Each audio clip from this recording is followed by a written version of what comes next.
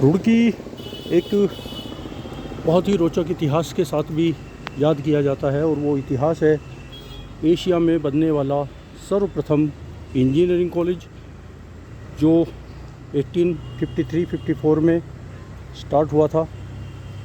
और तब उस समय उसका नाम थॉमसन कॉलेज ऑफ इंजीनियरिंग हुआ करता था। और उसी के साथ उस कॉलेज की स्थापना की यहाँ ज़रूरत क्यों पड़ी, उस पर भी हम बात करते हैं। और ये जो बहने वाली जो नहर है, इसका भी निर्माण कार्य उसी समय प्रारंभ हुआ था। और ये जो बहुत बड़े विशालकाय शेर यहाँ इसके दोनों तरफ बने हुए हैं, एक शेर ये है और एक शेर आपको सामने दिखाई देगा। तो ये इनकी डायरेक्शन टुवर्ड्स दिल्ली है। और इसके बाद जो ऐसे ही दो शेर आगे आपको इस रोड पे करीब 7-8 किलोमीटर आगे चलेंगे तो वहाँ मिलेंगे, मेहवड़ नाम की जगह।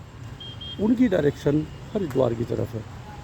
तो मुझे कौतूहल हुआ कि इनका इतिहास क्या है। तो काफ़ी लोगों ने बताया है कि क्योंकि उस समय हरिद्वार जाने का जो मुख्य मार्ग हुआ करता था, वो नहर की बनने के बाद ये नहर की पटरी ही थी।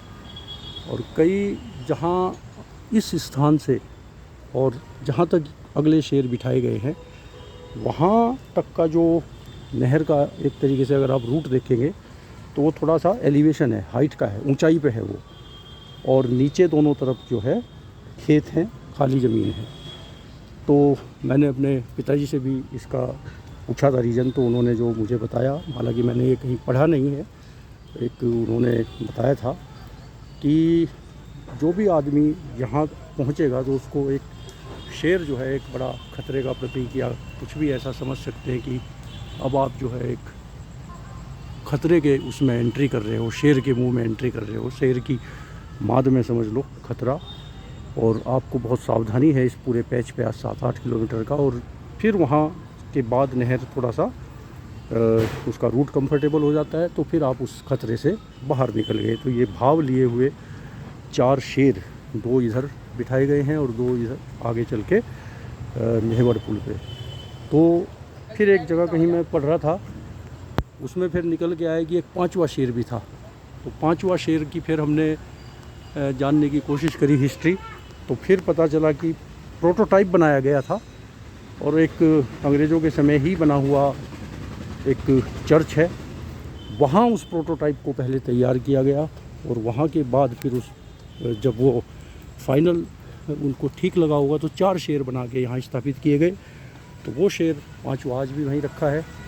और उस वजह से, उसी कारण से उस पूरे कंपाउंड को बोलते हैं शेर कोठी, उसका नाम शेर कोठी है।